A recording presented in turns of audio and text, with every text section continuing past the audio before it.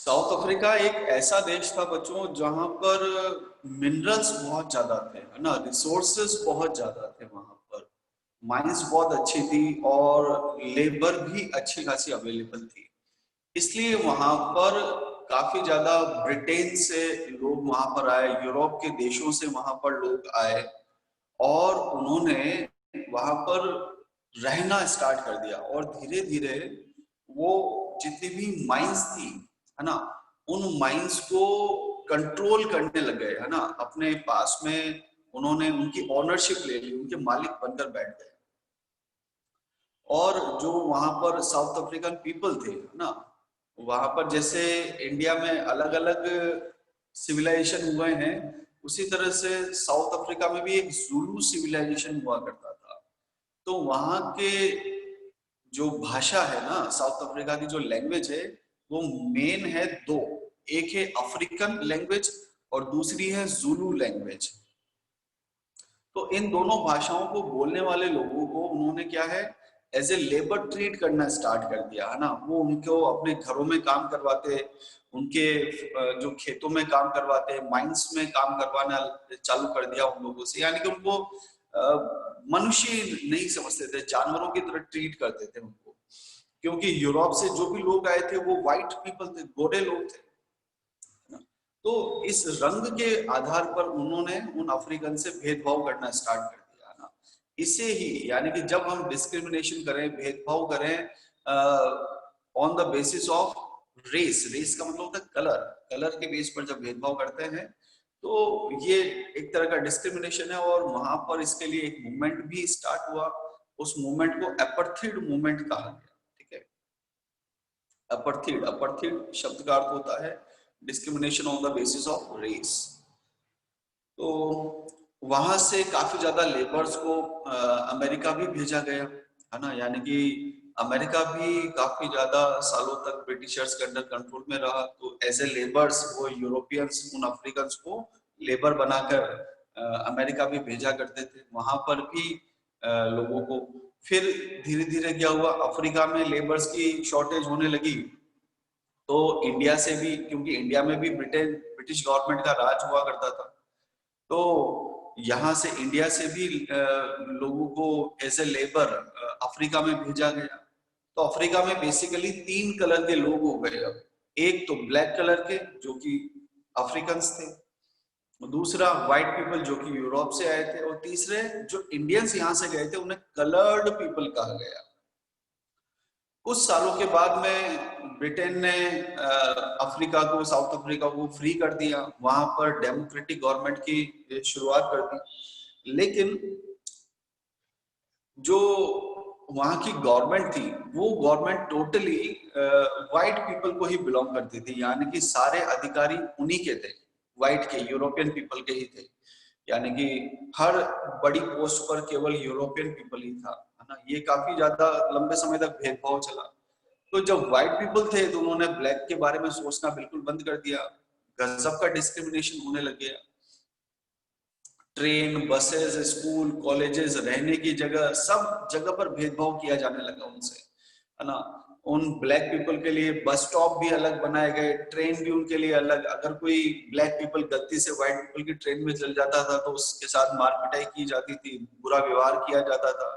उन्हें शहर के बाहर रहने के लिए कहा जाता था, जो मतलब अच्छी जगह नहीं होती थी। जो भी अच्छी जगह होती थी रहने के लिए, वहां पर तो व्हाइट पीपल रहते थे। तो फिर एक मूवमेंट स्टार्ट हुआ धीरे धीरे वहां पर साउथ अफ्रीका में, जिससे अपर्थिड मूवमेंट कहा गया। उस मूवमेंट को लीड किया नेल्सन मंडेला ने। नेल्सन मंडेला ने एक पार्टी भी बनाई जिस पार्टी का नाम था अफ्रीकन नेशनल कांग्रेस। ध्यान रखना बच्चों, अफ्रीकन नेशनल कांग्रेस नाम से उन्होंने एक पार्टी बनाई। उस पार्टी की मदद से उन्होंने प्रोटेस्ट किया, विरोध किया। अब प्रोटेस्ट करने के तरीके भी सिखाए हैं आपको यहाँ पर के, अगर हमें मान लीजिए सरकार की कोई बात पसंद नहीं आती है तो हम किन किन तरीकों से प्रोटेस्ट कर सकते हैं, तो ये मैं अभी डिस्कस करूंगा। तो अफ्रीकन नेशनल पार्टी जो कि नेल्सन मंडेला के अंडर में विरोध कर रही थी, उन्होंने खूब लंबे समय तक संघर्ष किया। नेल्सन मंडेला को वर्षों तक जेल में भी रहना पड़ा। एट लास्ट 1994 में अफ्रीका, जो साउथ अफ्रीका था, वो डेमोक्रेटिक नेशन बना। और ब्लैक पीपल को भी समान अधिकार दिए गए और नेल्सन मंडेला साउथ अफ्रीका के पहले प्रेसिडेंट बने।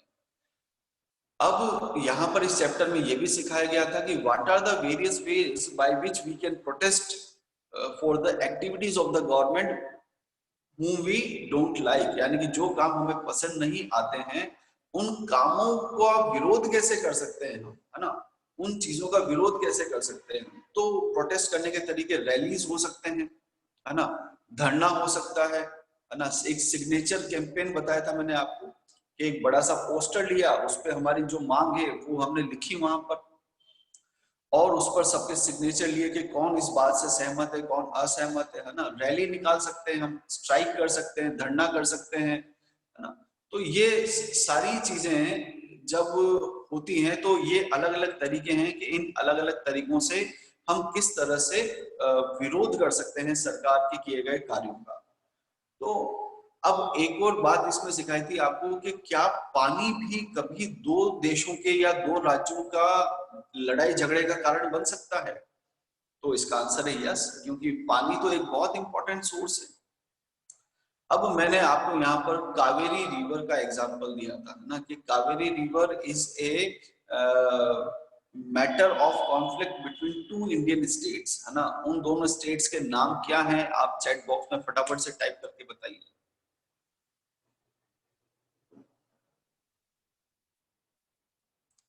What are the name of two states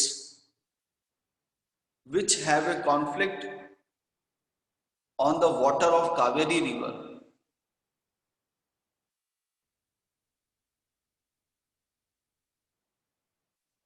एक का नाम है कर्नाटका, दूसरे का नाम Tamil Nadu. Yes Madhu, very nice. अब दोनों स्टेट्स ने, यानी कि ये पहले कर्नाटका से आती है फिर तमिलनाडु में जाती है कावेरी रिवर, तो दोनों स्टेट्स ने बांध बना रखे हैं, डैम बना रखे हैं। तो कर्नाटका ने जो डैम बना रखा है कावेरी रिवर पर उसका नाम बताइए।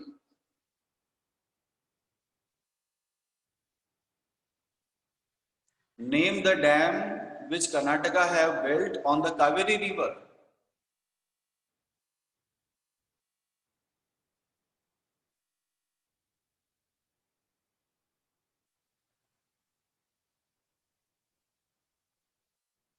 Yes, very nice. केवल एक ही बच्चा जवाब दे रहा है, माधव। कृष्ण राजा सागर डैम। और तमिलनाडु ने जो डैम बना रखा है उस डैम का नाम है Mettur dam. Very good Riddhima, very good बेटा। Mettur dam and Krishna Raja Sagar dam. तो ये रिवर पहले कर्नाटका से आती है फिर तमिलनाडु पर आती है। तो ज्यादातर पानी कहां पर रुक जाता है? कर्नाटका पर। तो अगर कर्नाटक अपने पानी को रिलीज करेगा, आगे जाने देगा, है ना, तब जाकर वो पानी कहाँ मिल पाएगा, किस स्टेट को मिल पाएगा? तमिलनाडु को मिल पाएगा। तो वर्षों से ये जो विरोध है ये चलता हुआ आ रहा है कि पानी पर किसका हक है, नदी पर किसका हक है ना। हालांकि मामला सुप्रीम कोर्ट में है, सुप्रीम कोर्ट ने अभी तक इसका फाइनल डिसीजन नहीं आया है। तो यहाँ से हम ये बात सीखते हैं कि जब भी कोई विवाद होता है बेटा, कोई कॉन्फ्लिक्ट आता है, तो हम किसकी मदद लेते हैं? हम उस मामले को लेकर जाते हैं कोर्ट में, है ना। जैसे डिस्ट्रिक्ट कोर्ट होता है, स्टेट कोर्ट, यानी कि जो स्टेट लेवल पर होता है उसे हाई कोर्ट कहते हैं, जो नेशनल लेवल पर होता है सुप्रीम कोर्ट कहते हैं। तो सुप्रीम कोर्ट में अभी तक मामला चल रहा है, ये वाली बात है। कई बार कॉन्फ्लिक्ट अलग अलग रीजन से अराइज हो जाते हैं। कई बार कोई रिलीजियस प्रोसेशंस भी होते हैं बेटा, है ना। जैसे कोई धार्मिक समारोह है, कोई जुलूस निकालना है किसी को, है ना, तो उसमें भी कई बार विवाद हो जाता है। कई फेस्टिवल ऐसे होते हैं बेटा जो अलग अलग रिलीजन के सेम डेट पर आ जाते हैं, है ना। तब जो उनमें आपस में लड़ाई झगड़े की स्थिति भी, कई बार कॉन्फ्लिक्ट बहुत ज्यादा सीवियर हो जाता है, क्योंकि समाज में हर तरह के लोग रहते हैं। कुछ लोगों को लड़ाई झगड़ा करने में बहुत ज्यादा अच्छा लगता है ना, उनको ये चीजें करने से बहुत खुशी मिलती है। तो उन लोगों को पहले ये समझाया जाता है एक जगह पर बुला करके, भाई आपका जो प्रोसेशन है वो आप इस रास्ते से जाइएगा, आप इस रास्ते से जाइएगा, ताकि ना दोनों आमने सामने आएंगे और ना कोई कॉन्फ्लिक्ट जनरेट होगा। तो कॉन्फ्लिक्ट ना हो, लड़ाई झगड़ा ना हो, इस वजह से ये सारी जिम्मेदारी, कॉन्फ्लिक्ट को रोकने की जिम्मेदारी किसकी होती है? बताना चाहेंगे बच्चों? Police, police is responsible to maintain the law and order in a city, state and nation. यानी कि जो पुलिस होती है उसकी ये जिम्मेदारी है कि वह अपने अपने राज्य में, अपने अपने जिले में, अपने अपने देश में जो लॉ एंड ऑर्डर है, शांति है, उसको बनाए रखें, किसी भी तरह का कोई घटना ना हो, दुर्घटना ना हो, है ना। तो ये सारी बातें जिम्मेदार होती हैं, जिम्मेदारी होती है पुलिस की, है ना। अब यहाँ पर मैं एक और बात आप लोगों से डिस्कस करना चाहूंगा कि इक्वलिटी एंड जस्टिस कैसे होगा। इक्वलिटी एंड जस्टिस, तो जस्टिस के लिए बेटा इक्वलिटी का होना जरूरी है ना। यस माधव, कृषि laws is an example of conflict. Yes, very good.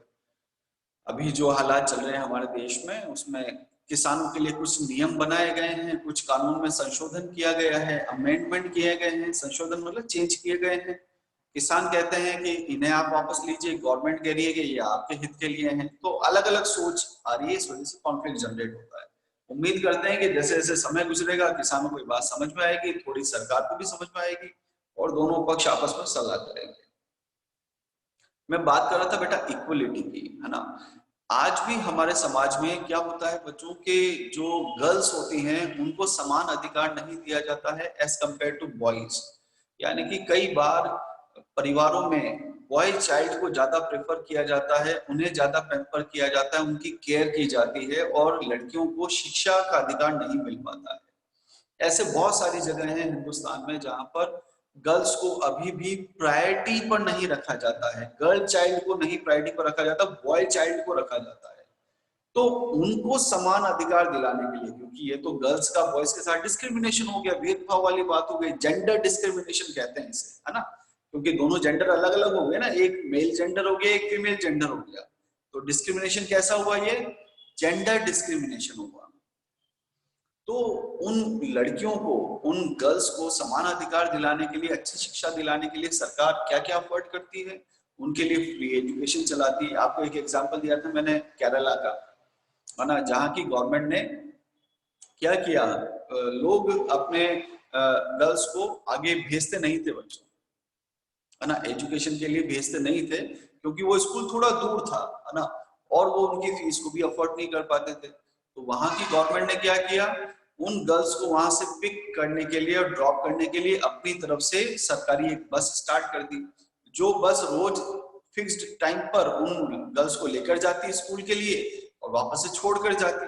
और उस स्कूल में specially lady teachers, female teachers का अपॉइंटमेंट कर दिया, ताकि पेरेंट्स को भी ये ना लगे कि हमारी गर्ल्स को कहीं कोई खतरा होगा या कोई डर होगा। और साथ साथ जो उनकी एजुकेशन थी, वो एजुकेशन भी गवर्नमेंट ने क्या कर दी, फ्री कर दी।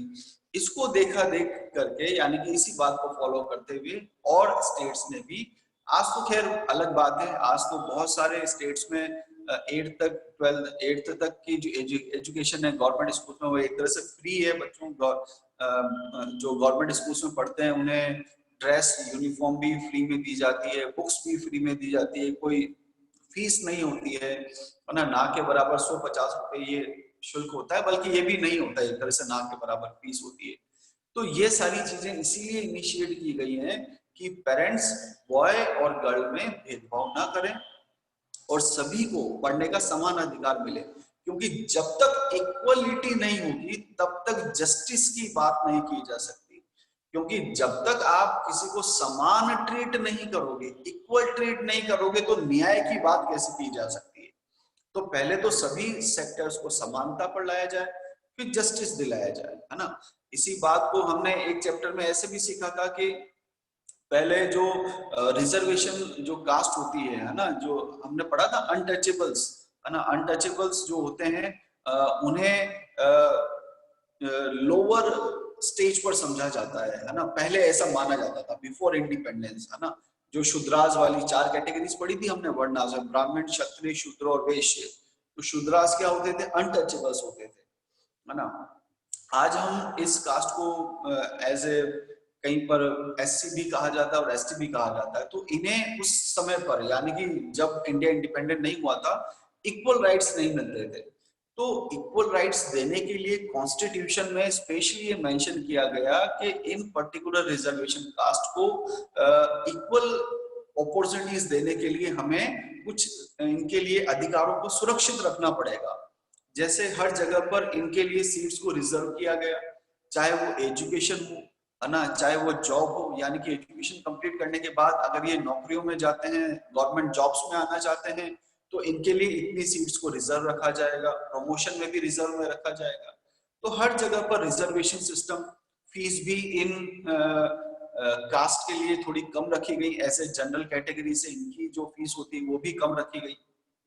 ये सब कुछ प्रयास बच्चों इस वजह से किए गए ताकि समाज में जितने भी वर्ग रहते हैं, है ना, उन सभी वर्गों को ऊपर उठने का और बराबरी पर आने का समान अवसर मिल सके। क्योंकि जब तक इक्वलिटी नहीं होगी तब तक हम किसी भी सेक्टर के लिए जस्टिस की बात नहीं कर सकते। क्योंकि न्याय तो तभी होगा, न्याय तभी कहा जा सकता है, जस्टिस का मतलब क्या है, न्याय। तो न्याय तभी कहा जा सकता है जब सभी सेक्टर्स क्या हो, इक्वल हो। ठीक है बच्चों, तो आई होप आपको ये आज की क्लास, ये वाला चैप्टर भी समझ में आया होगा, है ना। फिर भी कोई डाउट्स हैं तो यू मे प्लीज आस्क, मैं आपको भी अनम्यूट करता हूँ।